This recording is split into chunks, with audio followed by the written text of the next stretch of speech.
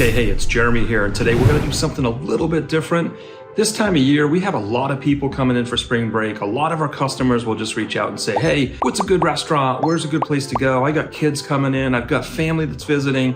What should we do? Well, watch this video for 10 amazing things to do in Southwest Florida. All right, so these are not in any particular order. It's just some things that I had jotted down as people were asking me the last couple of weeks. So the first thing that you might want to go do is get down to Keewaydin Island. It sits in between Naples and Marco Island. It's super fun. The water is amazing as you get further south, in our opinion, as you get closer to the 10,000 islands. But you can only get to it by boat. There are water taxi and other options to get there. But our opinion, if you don't have a friend with a boat, rent a boat, go spend the day, take something out of Naples Bay and get down there. You're gonna boat through the Rookery Bay Preserve, which is kind of neat. You might see our roseate spoonbill, which is a pretty rare, it's a pinkish kind of bird with looks like a spoonbill. But once you're on the island, it is dog friendly. The beaches are absolutely amazing. On the bay side, it's gonna be super calm. You're typically gonna find all kinds of boats pulled up. And if you go on a weekend or a holiday, you'll see the burger boat, there'll be an ice cream boat. I mean, there's options to even eat when you're on this island. And on the Gulf side, if you like to shell, absolutely amazing shelling. Again, because it's harder to get to, it's a little bit off the beaten path. You can only get there by boat. Your shelling opportunities are pretty great. And a benefit of this too, not many of the rental boats are allowed into the Gulf of Mexico. So if you get one that can and you pull up on the Gulf side, the crowds are gonna be minimal. When we go to Keewaydin Island, we go a little bit further north. We typically have 100 yards, 200 yards to ourselves. So if you want to find a spot to be able to get away and avoid the crowds, that's an option. All right, so number 2, and this is kind of an interesting one. If you want to explore an old cult, and yes, I said that right, cult, make sure you head over to Koreshan State Park. It's pretty cool. It's gardens, it's trails, and it's a bunch of old buildings. So it's effectively that. I think it was a Dr. Cyrus Tweed, I think was his name. Came down from Chicago and basically convinced a bunch of people that the earth was hollow. And anyways, it's pretty neat. They have an old blacksmith shop. They've got a couple, I almost said restaurants, a couple houses that you can go through. I think on Saturdays there, maybe it's Sunday, don't hold me to this, but they used to do the farmer's market, which is pretty great. So there's so much happening here year round. There's festivals all the time. Places like Koroshan, Coconut Point Mall, Miramar outlets. I mean, just all over you're gonna find farmers markets that vary by the day. So it might be an added bonus if you're there at that time. You can also camp there if that's of interest. So check out Koreshan State Park. All right, so number 3 is if you're into this kind of thing, there's a bunch of craft beer here. One of our favorites is Fort Myers Brewing. It has a ton of space outside. It started off basically in a basement and moved to this small portion of an industrial park. Since then, they continue to expand. They've taken over parts of the parking lot. They've added permanent tent structures, and they have big plans to expand even further beyond this, but great place to go and taste craft beer. Another really good option is Palm City. That's just off of Alico, and it's also another great example for local craft beer. We love their logo, love the place there. In fact, we do a couple of events for our customers each year at Palm City. They typically have a food truck, as does Fort Myers Brewing, and depending on the night, they might have a couple. So if you're into that, just make sure you check them out. Okay, so number 4, this is a little bit different. The murder mystery. You can actually get on a train. I think it's like 40 miles that you cover. Takes about 4 hours. It's 5 courses over the period of time. And there's a murder mystery going on around you. So that is also something, it's a little more unique, and it's pretty great. And and weather permitting, if it looks like it might be storming in the afternoon or something as we get closer to our rainy season, that could be a pretty good option if you want to effectively be inside and still have something fun to do. All right, so number 5 is, and I want to be sensitive to this, but it's seeing the sunsets on the beach. There's really no bad place to see a sunset on the beach in the Gulf of Mexico. If you're in downtown Fort Myers, you're gonna be a little bit obstructed just because you're actually further inland. You've got Sanibel and Captiva, which would probably block your view, depending on where you are if you're past the river. You've got Cape Coral as well, which is kind of in there. So you gotta get down to Fort Myers Beach, head closer to Bonita Beach, and then anywhere down the Gulf Coast in Naples and Marco Island, etc. The red tide is back a little bit, so just kind of look at where you're going. If you've got respiratory issues, that's something you're going to want to watch for. But honestly, if the beaches are open and they've been reopening, and I say this just because of the hurricane that we had this past fall, Parking is becoming available again, but not everything's going to be open. But watching these sunsets drop down, it is spectacular. And if you ever see the green flash, I've never seen one, we keep looking for it.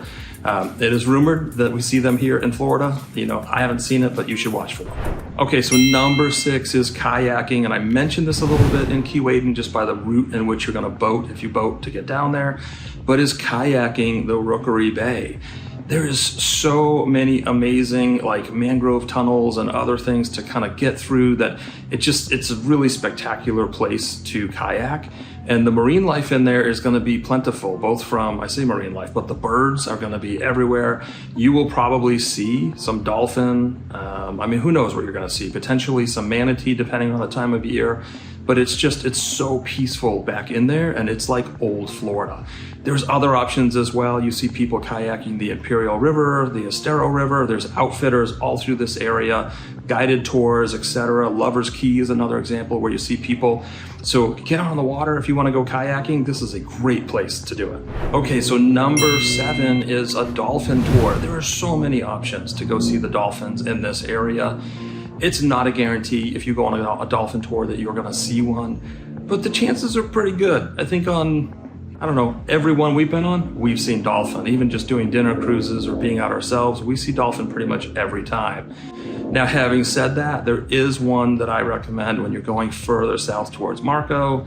That's the Dolphin Eco Tour. They have a couple different options. It's dolphins. You can also get off and go shelling. So they have some with stops. They have some where you're just on the boat and you're looking for dolphin. I prefer that area mostly because the water is spectacular. So as you get further south towards Marco and Cape Romano into the 10,000 Islands area, the water is like crystal clear. It's like being in the Caribbean or Key West. I mean, it's really spectacular. And the marine life is just plentiful. I mean, when we're down there, we see turtles, we see skates, or I don't know what they call them, stingrays, rays of some sort.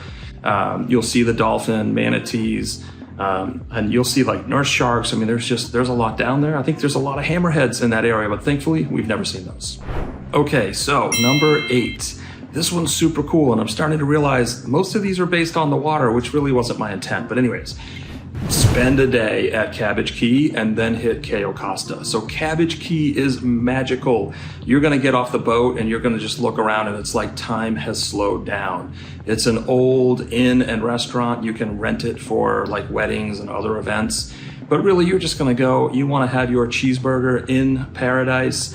You're gonna sit back. They've got different, there's like tortoises on the island. There's of course the birds. There's some walking trails. But the famous thing that they're known for is the cabbage creeper. So if you stop in, it's pretty fantastic. Grab yourself a cabbage creeper. But then after you're done at Cabbage Key, you're gonna wanna go to Cayo Costa. So it is a state park and it is just pristine. It's a little affected, quite frankly, from the hurricane. But if you have an opportunity to get out there, the beaches are still just magical. It is untouched. It is like, because it's only accessible by boat, you just don't get a lot of people out there.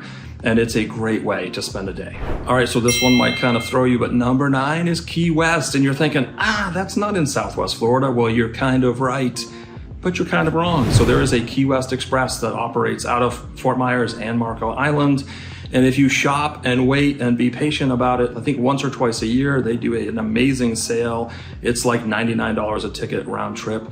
You can do Key West in a day. So you can go down in the morning and come back in the afternoon, or you can go down and spend a night, spend 2 nights. It is such a great way to get down to Key West. The boat ride itself is generally pretty smooth. If the weather's great, you can be out on the open deck up top. They've got drinks on the boat. It takes about 2.5 hours from what I recall. It is a high-speed ferry, but it drops you basically right at Mallory Square. So super great way to get down to Key West and enjoy what that's all about, and then find your way back into Marco or Fort Myers. All right, so number 10, and it's not really something to do. It is, but well, you'll see. Stone crab is in season. So it's basically mid-October to, I think it's mid-April is the season. I love stone crab. I love seafood in general, but if you haven't had stone crab, make sure you have some while you're here. It is sustainably fished. So when they catch the crab, they can only take 1 claw. They put it back in the water, and by next season, it will actually regenerate that claw, which is kind of cool. Now, some places to get it. We love Captain and Crew in Naples, and that's Krewe Crew. But you also have like True Luxe, Bay House, USS Nemo. Holy crap, I probably need to do a video just on seafood restaurants. All of these are amazing, but they all have stone crab. Make sure you get some while you're here.